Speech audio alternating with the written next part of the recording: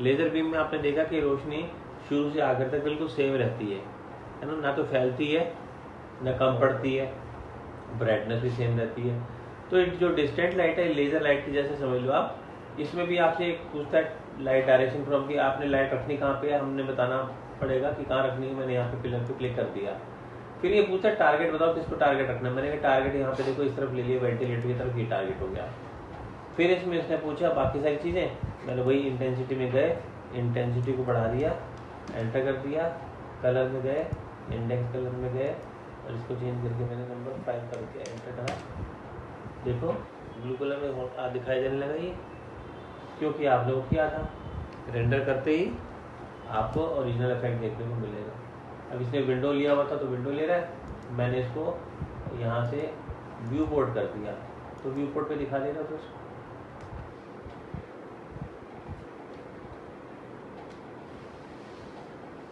देखा आपने, लाइट बहुत कैलकुलेटेड होती है। अगर आपको बिल्कुल परफेक्ट रिजल्ट चाहिए तो प्लेसमेंट भी परफेक्ट होनी चाहिए। ये नहीं कि आप लगा दो 2 तुक्के में और आप उम्मीद करो कि रिजल्ट बिल्कुल परफेक्ट आए। अब देखो यहाँ पे जैसे लाइट की इस पर रोशनी पड़ी, जो स्पॉटलाइट हमने लगाई थी उस पर पड़ी तो रेलिंग के ऊपर जो शेडो है वो आपको यहाँ पे दिखाई दे रही है। जब हम कोई लाइट लगाते हैं तो उसमें एक ऑप्शन आती है शेडो वाली भी आती है।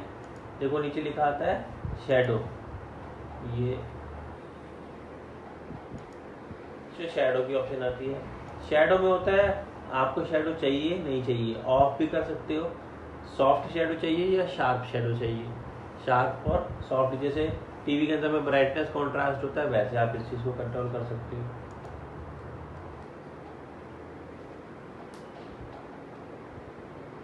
ठीक, इससे लास्ट जो है ये है वेब लाइट। जो वेब लाइट होती है ये होती पॉइंट लाइट के जैसे है, मगर पॉइंट लाइट जैसे बल्ब होता था, लेकिन बल्ब का कोई टारगेट नहीं होता, वेब लाइट का टारगेट होता है। मैंने जब इसको लिया, ये देखो इसने पूछा टारगेट बताओ तो मैंने यहाँ से इसको एक टारगेट लोकेशन भी बता दी। ये देखो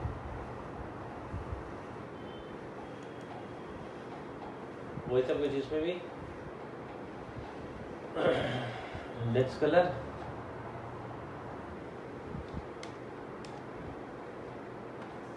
इसकी इंटेंसिटी। तो जैसे मैंने बताया कि अगर हमने लगाते समय नहीं किया था ठीक, अब बाद में सिलेक्ट कर लो। जैसे मैंने इसकी इंटेंसिटी कम करके एक ही रख दी थी, इसको चेंज करके मैंने बदल दिया और फिर आप रेंडर करके देखो।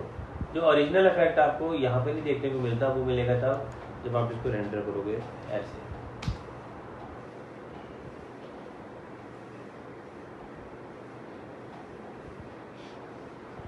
ठीक है,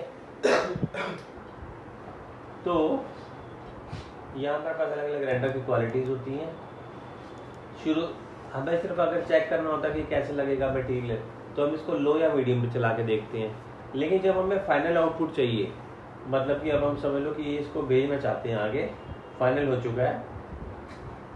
क्वालिटी में आप देखो लिखा है कॉफ़ी ब्रेक, इस पर 10 मिनट का टाइम दिया हुआ है, इसका मतलब रेंडरिंग करने में 10 मिनट लगाएगा लेकिन क्वालिटी अच्छी आएगी। उससे आगे है लंच क्वालिटी, इसमें 60 मिनट का टाइम दिया हुआ है, 1 घंटा लगाएगा और क्वालिटी और भी बढ़िया आएगी। और इससे अगला अगर आप देखें तो ओवरनाइट क्वालिटी लिखा हुआ है 12 आवर्स, मतलब आप लगा के इसको सो जाओ सुबह तक रेंडर हो जाएगा, 12 घंटे के अंदर रेंडरिंग करेगा। ये रेंडरिंग करने के बाद ये आपको ऐसा इफेक्ट दिखाएगा जैसे कि हमने किसी फोटो को खींचा हो, किसी ओरिजिनल फोटो को लिया हो। फोटो रियलिस्टिक इफेक्ट आपको देखने को मिलता है, मगर वो रेंडर की क्वालिटी के साथ साथ फर्क आता है। जैसे जैसे क्वालिटी बेटर होती रहेगी टाइम भी उतना ज़्यादा बढ़ता रहेगा। ठीक है, तो ये आपका रेंडरिंग का और लाइट का टॉपिक। देखिए जब प्रोसेस चल रहा है तो नीचे लिखा आ रहा है clear press escape to about render, मतलब वो चल रहे हैं, अभी कार्रवाई चल रही है।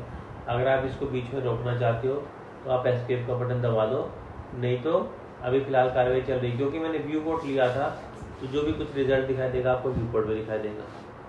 जो भी हमने अपने लाइट ड्राइंग में मटेरियल लगाए हैं, लाइट्स लगाए हैं, उन सब के इफेक्ट्स, टेक्सचर लगाए हैं, इन सबको देखने के लिए हमको ये रेंडर करना पड़ता है।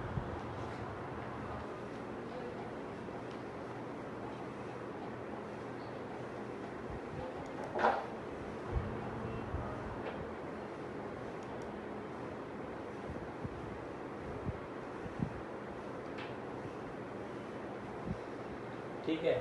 इसमें वैसे सनलाइट भी है।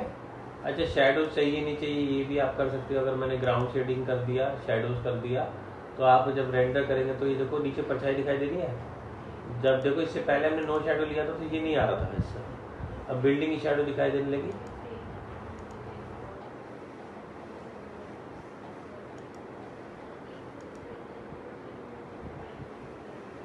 ठीक है। फुल शेडोज में ये सिर्फ ऑब्जेक्ट की शेडो दिखाता है, मतलब कि नीचे फ्लोर पे फर्श पे नहीं दिखाता शेडो, बाकी चीजों की दिखाएगा। एक ऑब्जेक्ट की शेडो दूसरे पे तो पड़ रही है मगर फर्श के ऊपर नहीं दिखाएगा। फर्श के ऊपर अगर आपने देखनी है तो वो केवल यहाँ से ग्राउंड शेडोज पे ही देखने को मिलेगी। यहाँ पे देखो सन स्टेटस लिखा हुआ है, सन स्टेटस देख रहे हो नीचे। मैंने क्या किया, सन स्टेटस पे जाके यहाँ पे क्लिक कर दिया। आप अगर इसमें ये दिखाना चाहो कि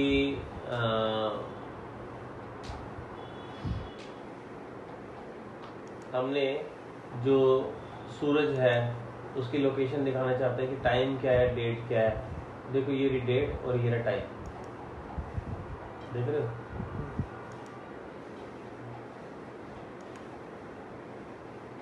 ये देखो यहाँ पर आप चाहो तो आप टाइम भी कर सकते हो। जैसे देखो टाइम को मैं बदल रहा हूँ, आप देख रहे हो परछाई बदलती जा रही है साथ साथ। ये देखो